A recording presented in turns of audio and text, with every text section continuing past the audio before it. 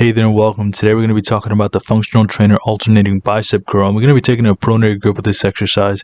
It's going to be working similar muscles, but also it's going to be working a little bit more of the forearm too.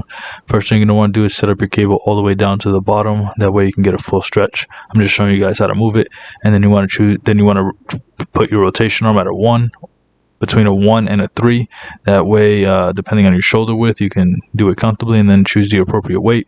So make sure you can start off light, do 20 repetitions comfortably, and then slowly start to increase the weight every other week or so. Once you have that set up, you want to make sure that you're standing right in between the cables, and you want to make sure that your elbows are as tucked in as you can. Now keep in mind, when you're doing anything with a pronary grip, your elbows are going to come out a little bit. That's completely normal and fine. Just make sure you're doing it in a slow and controlled fashion. But before we continue with more tips, here's a word from today's video sponsor. I'm today's video sponsor, and if you'd like help losing fat or gaining muscle, there are a few ways I can help you down below.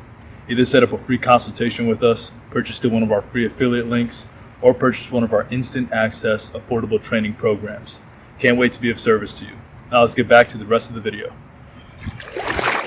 So let's work our way from the bottom up. So you want your feet around shoulder width apart or somewhere inside that. You don't want to be wider than that because then your hands are going to start running into your leg and that's uncomfortable.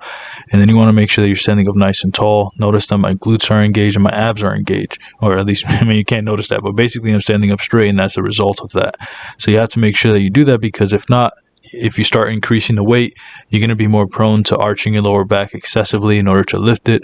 So you want to avoid that by keeping your core tight and also by keeping your glutes tight. The next thing you want to do is make sure that you're going through a full range of motion. So notice that when I'm curling up, I'm just coming up to the shoulder and coming right back down. And I'm fully extending at the bottom. You want to do that because you want to activate as much muscles as possible. And the only way you're going to do that is with, going through each extreme within the proper range of motion. So you all the way down, then all the way up. And what I would recommend is not that you pause at the top, that you just keep the weight moving consistently, and that you do it in a slow and controlled fashion. That way you're in full control of the weight instead of the weight controlling you.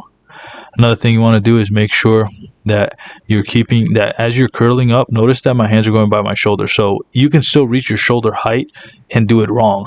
Meaning like you can go on the outside of your shoulder when you're curling upward. And that's very uncomfortable. And even if you just do it now, you're going to feel a big stretch in your shoulder. And that's because that's not a natural position for your rotator cuff. So you want to actually bring it in front of your shoulder. So if you do it in front of a mirror, you'll be able to see that a lot better.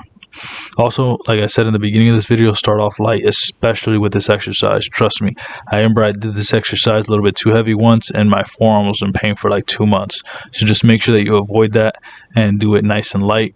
Also, make sure that your chin stays tucked and that you're looking forward. Here's some common mistakes. This is what it looks like when you use momentum. Notice that my elbows are flaring out to the side. You don't want to do that. And then also you want to avoid doing half reps. Don't do half reps at the bottom of the range and don't do half reps at the top of the range. Go all the way down and all the way up, one arm at a time. That way you can isolate them as much as possible. And then another common mistake that I want you guys to avoid is going up too high. So notice how my elbows are coming out to the side and that my hands are coming up to my face. It's way past my shoulder. You don't want to do that. It's going to put a lot of stress on your rotator cuffs. Also, like I said, keep your chin tucked. Make sure you're looking forward because if you look up like this, you're going to put a lot of stress on your neck for no reason. Also, don't arch your lower back excessively. Stand up nice and straight and keep your core tight and your glutes tight.